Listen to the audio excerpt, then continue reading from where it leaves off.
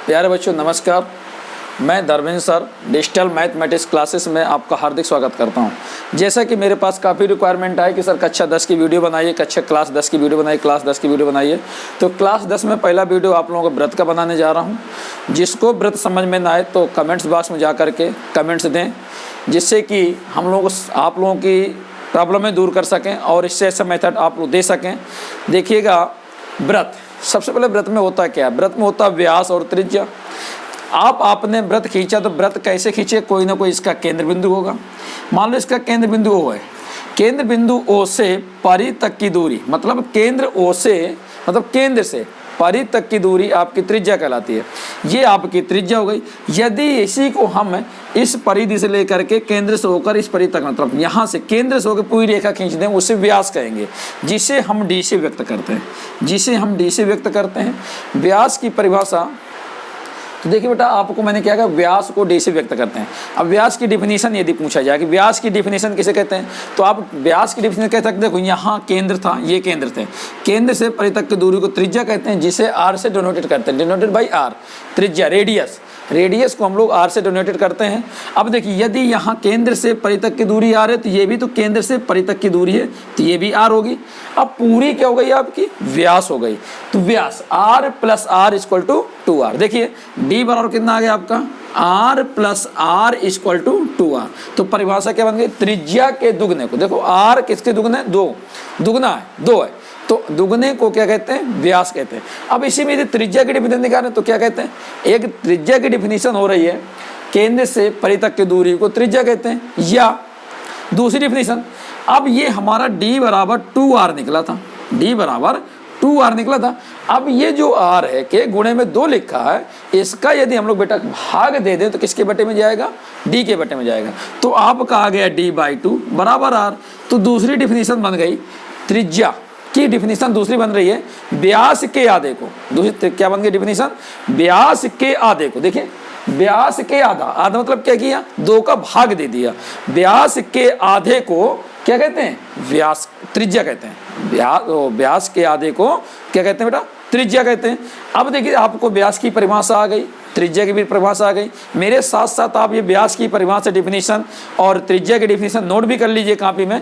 पुनः एक बार बता रहा हूँ आप लोगों को, व्यास की डिफिनीशन है त्रिज्या के दुगने को व्यास कहते हैं और व्यास के आधे को त्रिज्या कहते हैं। ध्यान दीजिएगा, व्यास के आधे को त्रिज्या कहते हैं और त्रिज्या के दुगने को व्यास कहते हैं। देखिए इसी क्रम पे आगे मैं आपको बता रहा हूँ। अब सवाल एक्सरसाइज है आपकी 10.1। एक्सरसाइज आपकी 10.1 है, पहला लेक्चर है। समझने का प्रयास करिएगा। यदि समझ में ना आए तो कमेंट्स बॉक्स में जाकर कमेंट जरूर मारिए, कमेंट जरूर दीजिए और इसके साथ साथ चैनल को सब्सक्राइब कीजिए, जिसकी अगली वीडियो की नोटिफिकेशन आपको मिल सके। देखिए कह रहा है एक वृत्त की कितनी स्पर्श रेखाएं हो सकती हैं। अब देखो उसने कहा एक वृत्त की कितनी स्पर्श रेखाएं हो सकती हैं, तो आपने ये वृत्त खींचा। अब इसमें देखो कितनी स्पर्श रेखाएं हो सकती हैं। एक तो खींची नहीं जा सकती है, यहाँ से भी खींच दो, यहाँ से भी खींच दो, यहाँ से भी खींच दो, यहाँ से भी खींच दो, यहाँ से भी खींच। तो ये क्या हुआ? अपरिमित।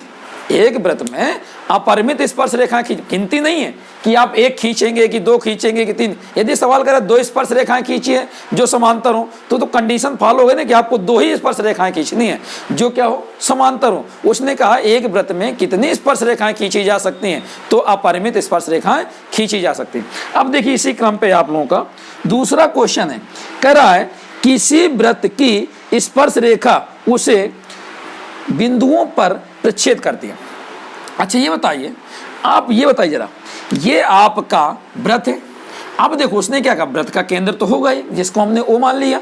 उसने कहा था किसी वृत्त की स्पर्श रेखा उससे बिंदुओं पर प्रच्छेद करती है। अब आपको स्पर्श रेखा खींचनी, ना कि छेदक रेखा। बात समझिएगा, स्पर्श रेखा और छेदक रेखा में बहुत अंतर। देखिए मैं आगे बताऊंगा आप लोगों को। तो स्पर्श रेखा खींचनी, तो ये स्पर्श रेखा जहां जाएगी तो जिस बिंदु पे स्पर्श करेगी उसे हम स्पर्श बिंदु कहेंगे, और उसी स्पर्श बिंदु को हम लोग क्या कहते हैं? छेदक रेखा कहते हैं। उसी को हम कहते हैं छेदक रेखा। तो देखिए यहाँ पे कह रहा है प्रतिच्छेद, प्रच्छेद कर रही है। यहाँ पे स्पर्श मतलब कि प्रच्छेद कर रही है। तो ध्यान दीजिए कितने बिंदु पे कर रही है? एक बिंदु पे कर रही है स्पर्श। कितने बिंदु कर रही है? एक। तो इसके रिक्त स्थान पे 1 आएगा।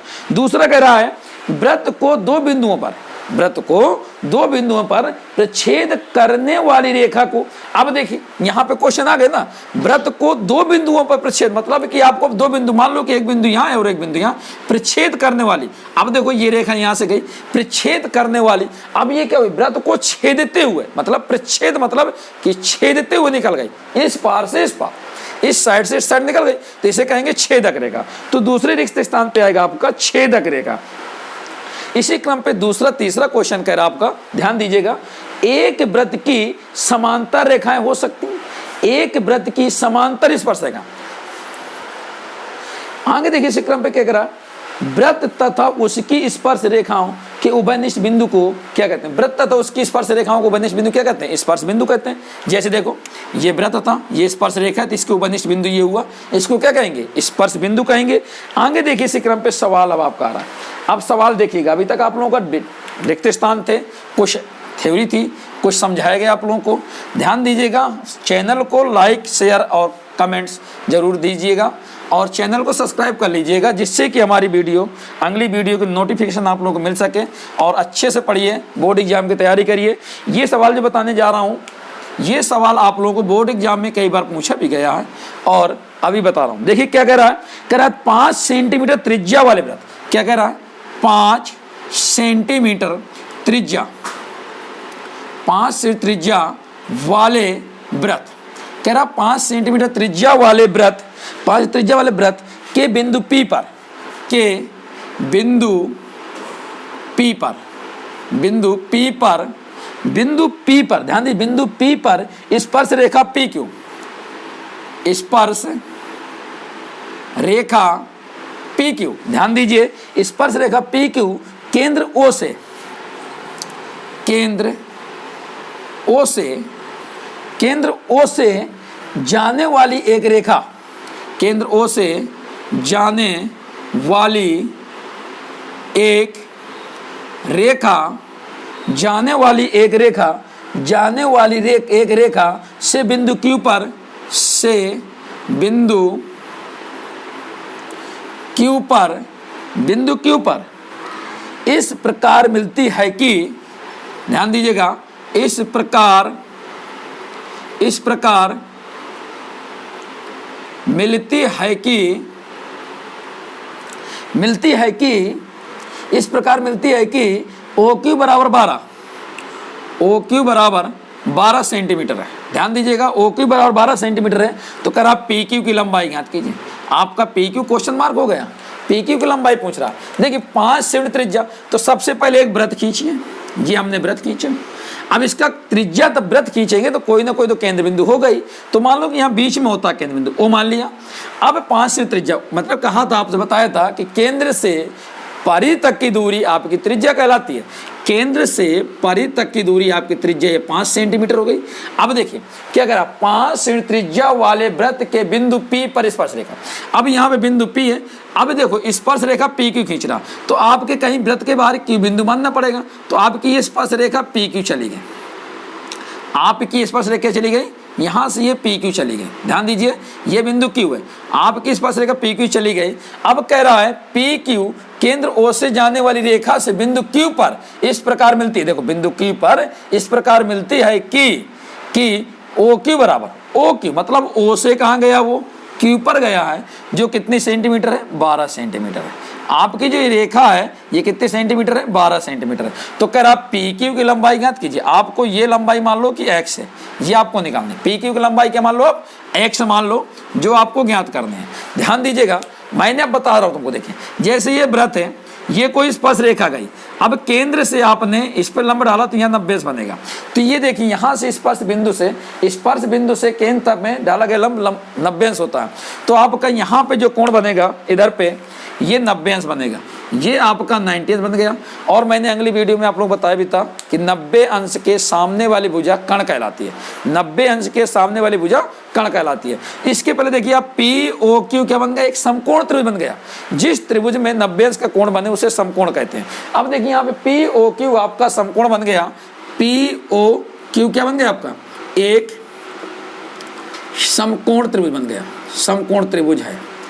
अब देखिए समकोण त्रिभुज है तो ध्यान दीजिएगा, समकोण त्रिभुज पाइथागोरस की प्रमेय लगा करती है, कर्ण का स्क्वायर पाइथागोरस की प्रमेय, कर्ण का स्क्वायर बराबर लंब का स्क्वायर प्लस आधार का स्क्वायर, ये पाइथागोरस प्रमेय होती है, कर्ण का स्क्वायर बराबर लंब का स्क्वायर प्लस आधार का स्क्वायर। अब यहाँ पे आपका कर्ण आपका OQ है, क्यों? क्योंकि 90 अंश ये था, 90 अंश के सामने वाली भुजा कर्ण होती है। मैं अभी फिर बता रहा हूँ, आप लोग नोट कर लीजिएगा, 90 अंश के सामने वाली भुजा कर्ण होती है, तो 90 अंश के सामने क्या पड़ गई आपकी? OQ पड़ गई। तो लिखेंगे OQ का होल स्क्वायर बराबर 90 अंश, L लंबाई। अब लंब और आधार किसी को मान लो, OP मान लो कि लंब है, OP लंब है और आधार मान लो PQ है, PQ का होल स्क्वायर।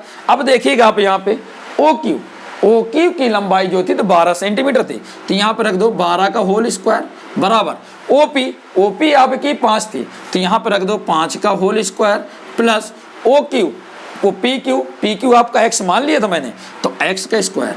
12 का वर्ग करेंगे तो मुझे पता है था आप लोगों को वर्ग मालूम होगा, 12 गुणे 12 करने पर 144 प्राप्त होता है, तो 12 का वर्ग बेटा 144 आ जाएगा, 5 का वर्ग 25 हो जाएगा प्लस x स्क्वायर।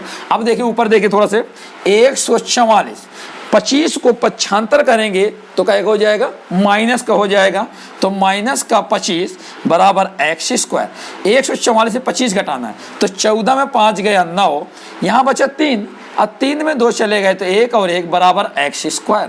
अब मैंने बताया था आप यदि यहाँ से वर्ग हटाएंगे तो यहाँ क्या लग जाएगा? अंडर रूट लग जाएगा, रूट लगा देंगे तो x बराबर रूट 119, यही इसका आंसर आएगा। ये सवाल आपका बहुत इंपॉर्टेंट सवाल है जो पेपर में पूछा जा चुका है और पूछा जा सकता है। इसी क्रम पे आप लोग देखिएगा चौथा सवाल, देखिए क्या कह रहा है चौथा सवाल। देखो बेटा आप चौथा क्वेश्चन कह रहा है एक वृत्त खींचिए। सबसे पहले क्या करना आपको? एक वृत्त खींचना, ध्यान दीजिए। उसने क्या कहा, आप देखिए यहाँ से यहाँ तक कह रहा है कि एक वृत्त खींचिए, तो आप एक वृत्त खींच दो, क्या दिक्कत है वृत्त खींचने बेटा? इसका केंद्र हो जाएगा। तब वो कह रहा है कि एक वृत्त खींचिए, तो आप वृत्त खींच दीजिए, एक वृत्त खींच दीजिए। अब कह रहा और एक दी गई रेखा के समांतर, बात समझिए, कोई एक रेखा दी होगी, अभी उसकी कंडीशन फॉलो होगी। आगे क्या कह रहा था? एक दी गई रेखा के समांतर 2 ऐसी रेखाएं खींचिए कि उनमें से एक रेखा क्या हो? स्पर्श रेखा हो। मान लो कि ये रेखा आपकी स्पर्श करते निकल गई, एक रेखा स्पर्श रेखा हो और दूसरी क्या हो? छेदक रेखा हो। दूसरी ये छेदक रेखा निकल गई। अब किसके समांतर खींचनी थी? और एक दी गई रेखा, मतलब कोई रेखा दी होगी, मान लो कि ये रेखा दी है, ये रेखा दी है, इसके समांतर आपको 2 रेखाएं खींचनी थी। कितनी रेखाएं खींचनी थी?